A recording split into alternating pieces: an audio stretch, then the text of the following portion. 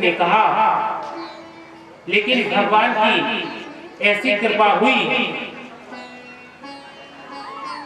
कि वायु और अग्नि ने ऐसी मित्रता की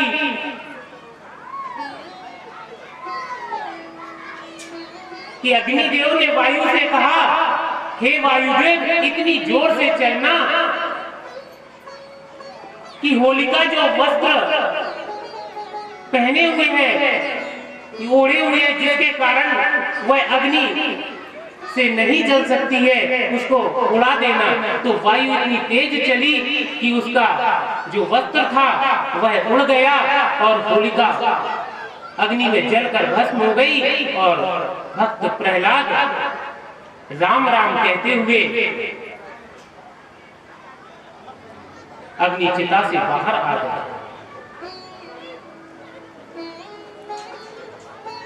एक दिन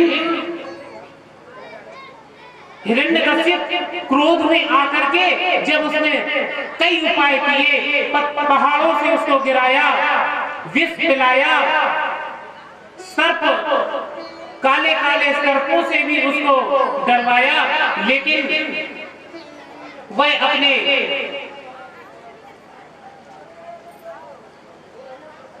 उद्देश्य में कभी सफल नहीं हो सका।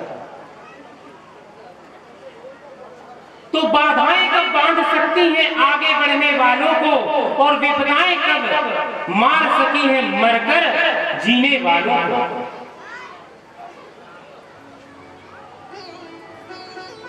एक दिन तो उसने अति कर दी। हिरण्यकश्यप ने प्रहलाद को एक खम्भे में बांध करके तलवार उठाई और बोला, बता तेरा भगवान कहाँ है?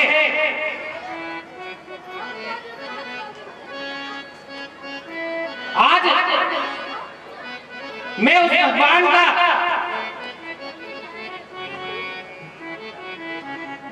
परीक्षण करना चाहता हूं कि वो तुझे कैसे बचा सकता है।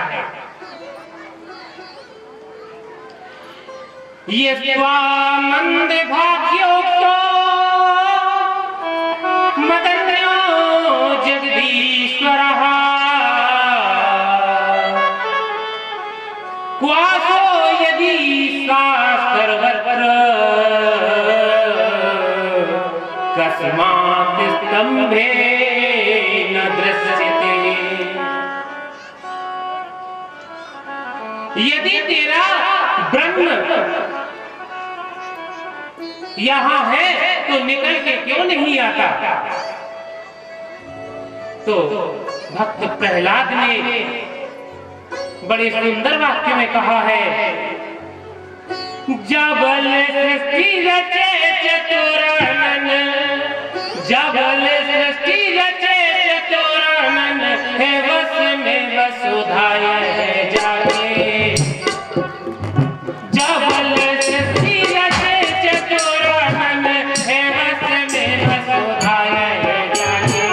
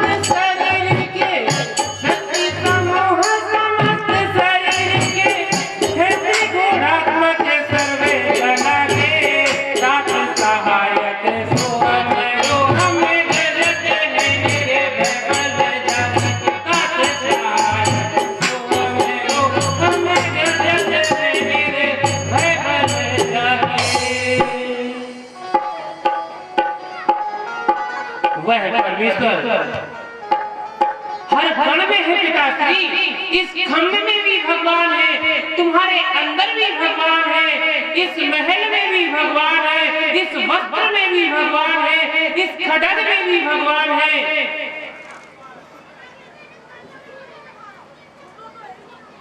लेकिन भगवान को यदि आप अपने अंतर मन से देखेंगे तभी भगवान आपको दिखाई देंगे।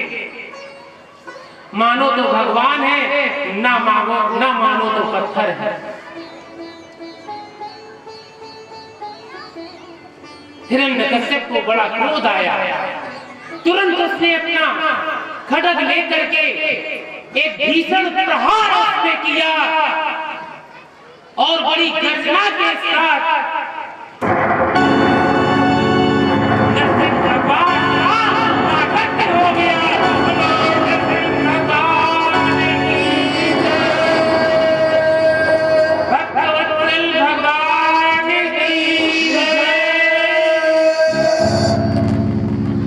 प्रहलाद जी महाराज ने बड़े सुंदर श्लोकों में स्तुति की है। ब्रह्मा दया सुरगणा मुनियोऽत सिद्धा सर्वैकतान् मत्यो वचसा प्रवाहे नारायणं पुत्र गुणैरनापि पितरो किंतो तुमरति सामे हरिरुग्र जायते। ब्रह्मा आदि देवता मुनि और सिद्ध पुरुषों की बुद्धि निरंतर सत्व गुण में स्थिर रहती है, फिर भी वे अपनी धारा प्रवाह स्थिति और अपने विविध गुणों से आपको अब तक संतुष्ट नहीं कर सके। फिर तो मैं घोर असुर जाति में उत्पन्न हुआ हूँ, क्या आप मुझे से संतुष्ट हो सकते हैं? बड़ी सुंदर स्तुति की है प्रहलाद जी ने। भगवान का जब रोष शांत नहीं हुआ, नरसिंह भगवान ने हिरण्यकश्यप का वध किया है। गोद में बिठाकर उसे अपने नाखूनों से चीर दिया है। लेकिन हिरण्यकश्यप को मारने के उपरांत भगवान नरसिंह इतने रोष में थे कि उन्हें शांत करना प्रहलाद के बस की बात नहीं। सभी ब्रह्मा देवता देवगण सभी वहां आए। जब भगवान का क्रोध शांत नहीं हुआ तो ब्रह्मा जी ने प्रहलाद को आगे करके भगवान को शांत कराने का प्रयास किया। भक्त प्रहलाद ने, जो अभी 6 वर्ष के ही थे, भगवान के पास जाते हैं, हाथ जोड़ करके भगवान की स्तुति की। भगवान ने उनके सिर पर अपना वरद हस्त रखा, गोद में बिठा करके उसे दुलार किया और भगवान का क्रोध भक्त प्रहलाद को देख करके शांत हो गया। इस प्रकार से हिरण्यकश्यप को भगवान ने सद्गति दी है। इसी श्रृंखला में अष्टम स्कंध में प्रवेश करते हुए मनवंतरों का सुखदेव जी महाराज ने वर्णन किया है। मनवंतरों के वर्णन के बाद तामस मनवंतर के अंतर्गत गजग्राह का प्रसंग आता है। आसीर गिरवरो राजन त्रिकूटिति विस्तृतः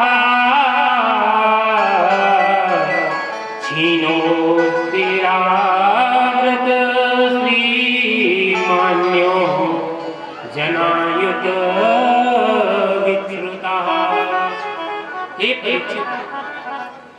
क्षीर सागर में त्रिकूट नाम का एक प्रसिद्ध सुंदर और श्रेष्ठ पर्वत था।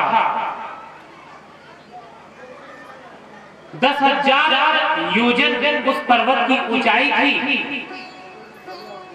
उसकी बड़ी लंबी चौड़ी और चारों ओर इतनी ही ऊंची ऊंची पर्वत श्रृंखला थी। उसमें चांदी, लोहे और सोने के तीनों शिखरों की छटा से समुद्र दिशाएं और आकाश वहां जगमगाते रहते थे। उसी त्रिकूट पर्वत की घाटी में तस्य द्रोण्याम अर्थात घाटी, तस्य द्रोण्याम भगवतो वरुणस्य महात्मनः उद्दानमन्नाम आक्रीड सूर्योषिता।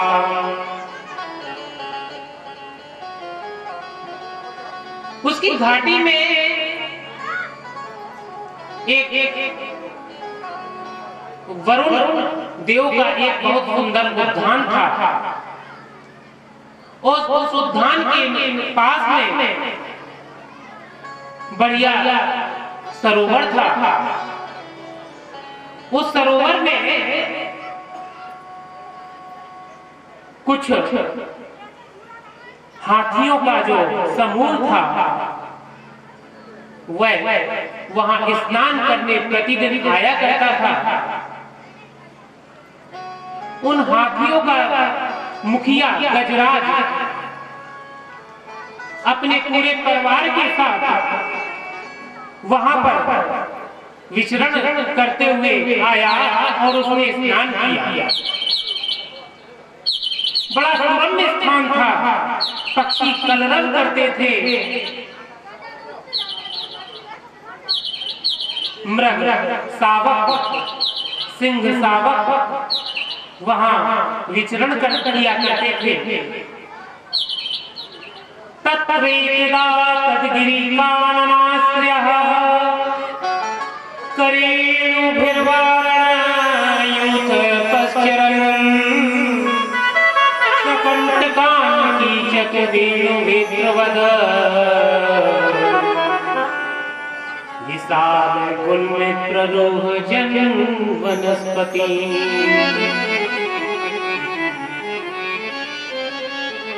तो गजराज ने उस सरोवर में स्नान किया और स्नान करने के लिए जैसे भी हो उसके सरोवर के जल के अंदर प्रवेश किया। वहां पर एक ग्राह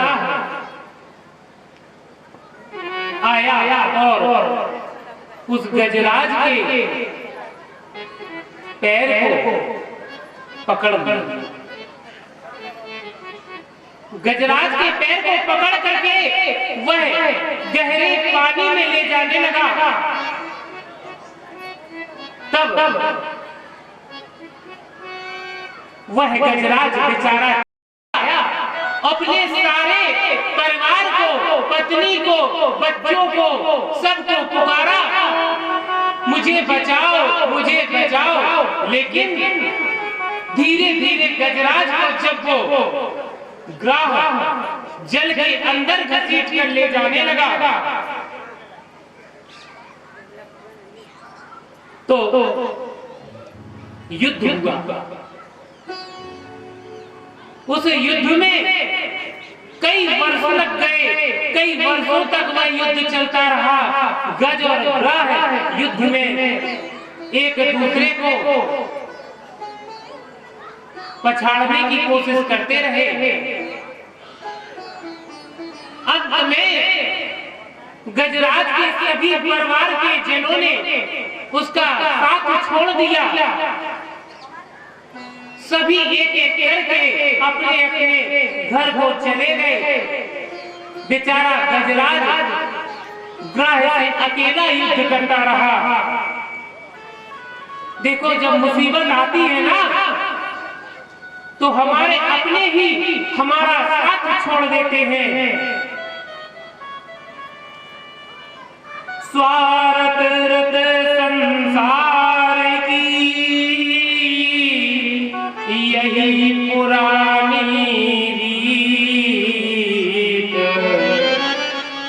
सुख में सब अपने बने, दुख में त्यागे मीत।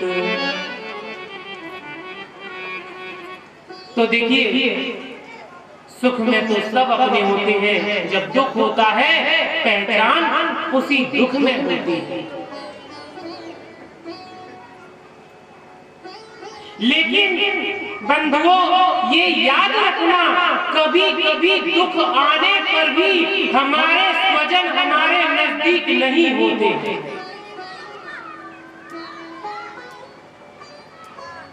उसका भी कुछ कारण ही होता होगा, क्योंकि स्वजनों को जब कष्ट होता है तो बड़ा हृदय विदारक होता है।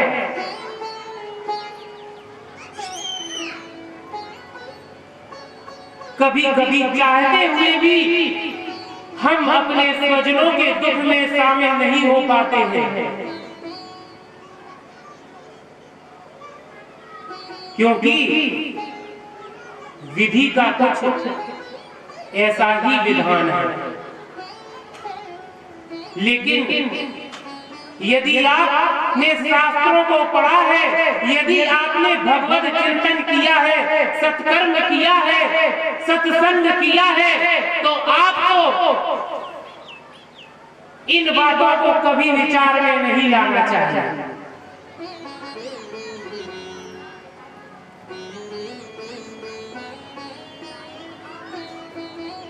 अपने चाहे कितने दूर हो, चाहे कितने भी दूर हो, लेकिन अपने अपने ही होते हैं। हृदय से हम स्वजनों का त्याग नहीं कर पाते, लेकिन परिस्थितियां जब भीष्म पितामह को मजबूर कर चुकी, महाराज धृतराष्ट्र को, विदुर जैसे महात्मा को, द्रोणाचार्य को, कृपाचार्य को जब परिस्थितियां मजबूर कर सकती हैं, तो हम आप किसके थे मूली हैं?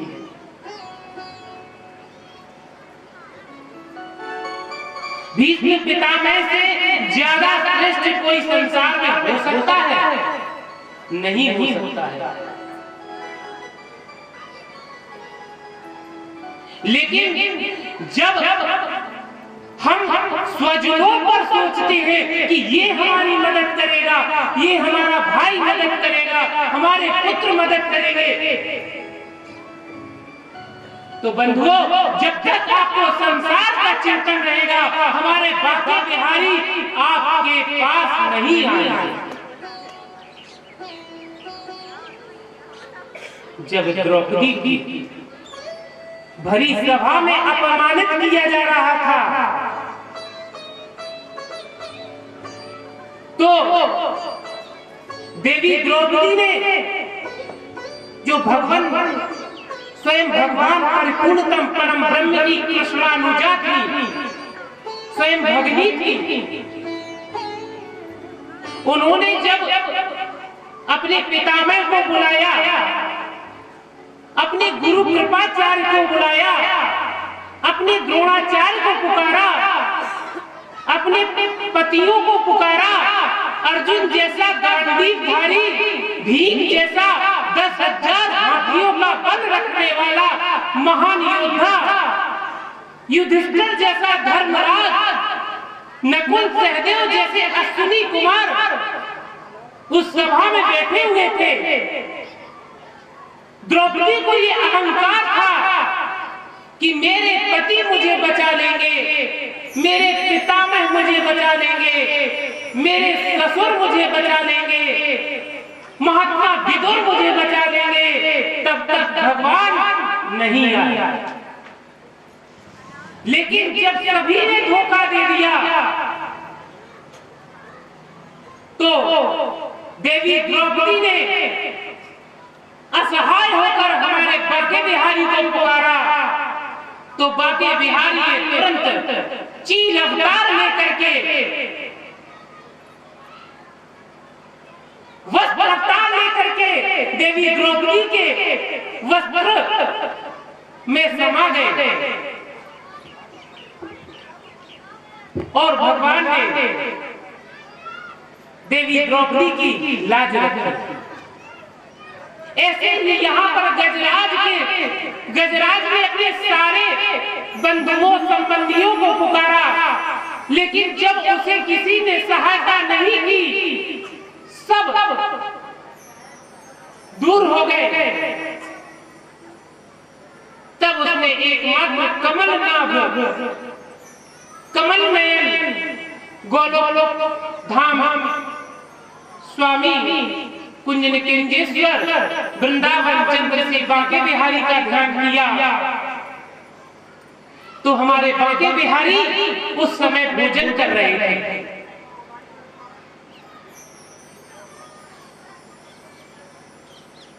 माता लक्ष्मी उनको पंखा झल रही थी। भगवान का बड़ा सुंदर मुख श्यामा वदात विरजम प्रशांतारूढ़ लोचनम। भगवान ने तुरंत थाली को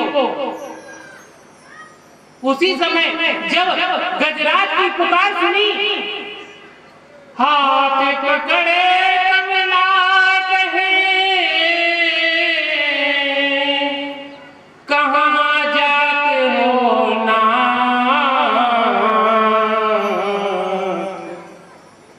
हाथों कमला ने सुनी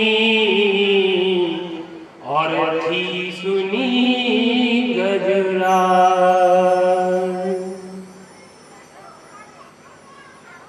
हमारे प्रभु बांके बिहारी जब गजराज ने पुकार लगाई तो हाथी की हाँ सुन पाए, और थी जब सुनी जब तक तो बांके बिहारी गजराज के सामने प्रकट हो गए और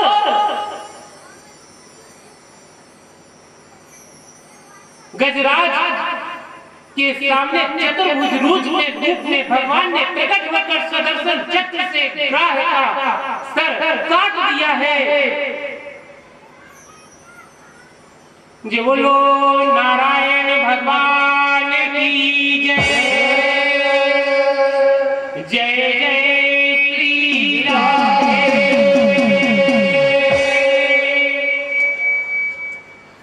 ओम नमो भगवते तस्मै यदेतच्चिदात्मकम् पुरुषायाधिजाय परेशाया धीमहि। बड़े सुंदर इस श्लोकों में गजराज ने भगवान की स्तुति की है। यस्मिन्निदं यस्येदं येदं यादं स्वयं यो अस्मात् परस्माच्च परस्तं प्रपद्ये स्वयं। जो जगत के मूल कारण है और सबके हृदय में पुरुष के रूप में विद्यमान है एवं समस्त जगत के एकमात्र स्वामी हैं, जिनके कारण इस संसार में चेतनता का विस्तार होता है, उन भगवान को मैं नमस्कार करता हूँ, प्रेम से मैं उनका ध्यान करता हूँ। इस प्रकार से गजेंद्र मोक्ष की कथा हुई। समुद्र मंथन भगवान सुखदेव जी महाराज ने सुनाया है। इसके बाद फिर भगवान सुखदेव जी महाराज बड़ी सुंदर कथा कहते हुए नवम स्कंद में प्रवेश करते हैं। मत्स्यावतार की भी कथा भगवान ने कही है।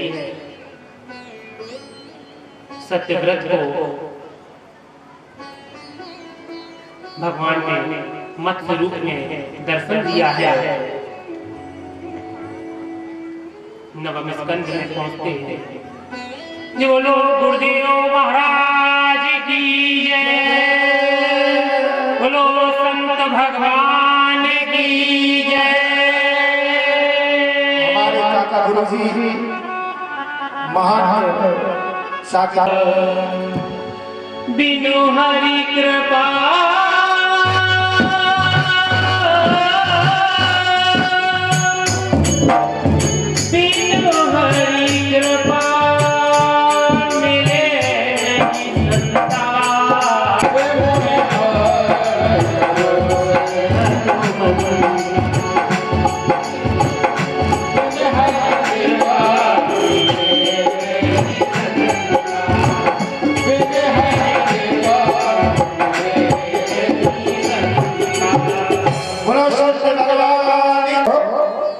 संतों के सानिध्य में कोई भी कार्य किया जाए वो सफल होता है।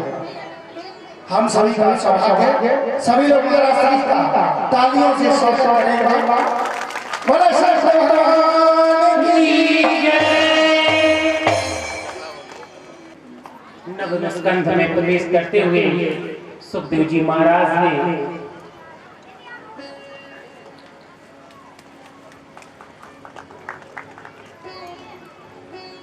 कितना सुंदर प्रभु हमारे ग्रामवासियों को सद्बुद्धि दे और सदा सत्संग में उनका मन लगाए।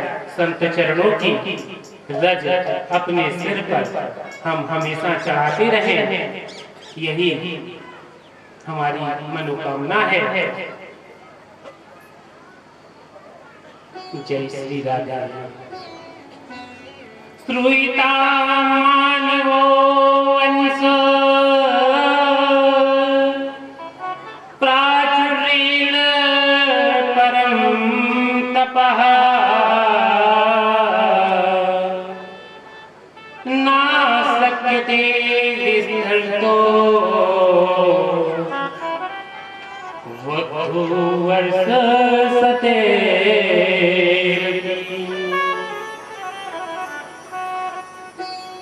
हे राजा, तुम मनुवंश का वर्णन संक्षेप में सुनो, विस्तार से तो मैं सैकड़ों वर्ष भी व्यतीत कर दूं, फिर भी मनुवंश का विस्तार नहीं कर सकता हूँ, क्योंकि यह परम पवित्र वंश है। इसमें भगवान परमात्मा ने स्वयं राम और कृष्ण बन करके इस धरा धाम को, इस भारत भूमि को सुशोभित किया है। परम पुरुष परमात्मा भगवान की नाभि से स्वर्णमय कमल पुष्प प्रकट हुआ। उस कमल पुष्प के चतुर्मुख ब्रह्मा जी का आविर्भाव हुआ। भगवान ब्रह्मा के मन से मरीच का उद्भव हुआ। मरीच से कश्यप की उत्पत्ति हुई और कश्यप व अदिति से विवस्वान सूर्य का जन्म हुआ। सूर्य के वंश में बड़े ही परम प्रतापी भगवत भक्त एक से एक महान राजा हुए। कुल 18 अध्यायों में सुखदेव जी महाराज ने सूर्य वंश का वर्णन किया है। इक्ष्वाकु सर्याती दिष्ट दृष्ट करुष नरिष्यंत पृषभ नभग कवि नृग इत्यादि राजा हुए हैं।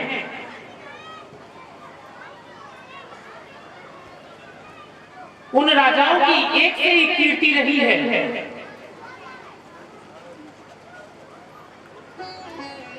एक बार एकेदा गिरीशं दृष्टं दृश्य तत्र सुव्रता तां विलोक्यम्बिका देवी विवास ब्रवीड वृषम्। एक बार भगवान शंकर का दर्शन करने के लिए बड़े बड़े व्रतधारी ऋषि मेरु पर्वत की तलहटी में स्थित वन में गए। वहां माता पार्वती और भगवान महादेव विराजमान थे।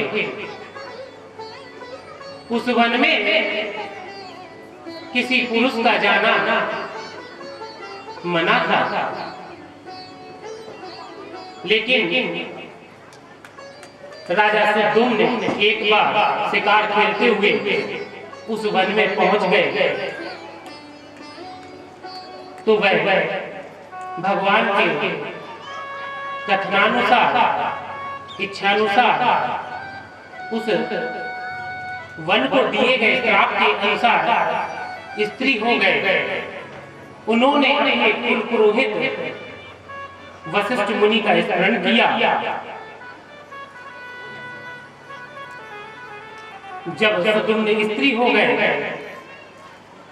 तब भगवान वशिष्ठ जी ने आकर के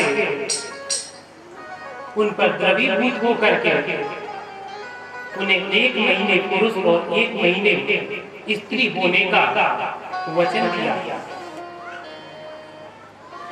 उसी वंश में सुद्दुम्न के आगे सर्याती नाम के राजा हुए हैं। सर्याती मानो राजा ब्रह्मनिष्ठ संभवो सुकन्या नाम तस्यासी कन्या कमल लोचना तस्य सार्धवन गतो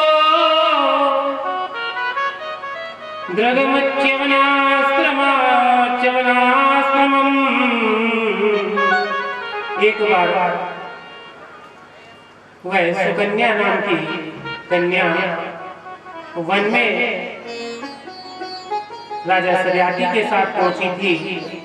वन में भटकते हुए च्यवन मुनि के आश्रम में गई, लेकिन कई वर्ष निकल जाने के कारण च्यवनाश्रम में च्यवन मुनि अपनी समाधि में लीन थे। सुकन्या ने बाल हट वसीभूत होकर के वहां पर एक बांबी देखी। उस बांबी में जुगनू की तरह कुछ चमक रहा था। सुकन्या ने उसे कौतूहलवश एक चमकती हुई वस्तु जान करके 2 कांटे लिए और उन कांटों से उन्हें भेद दिया। च्यवन मुनि उस समाधि में लीन थे। जैसे ही उन कांटों का स्पर्श हुआ, महर्षि समाधि से उठ खड़े हुए और आर्तनाद करने लगे। जब राजा को शिविर में यह पता लगा, यह सब जानकारी हुई, तो वह अपनी पुत्री को लेकर के महर्षि के पास गए और दया याचना की।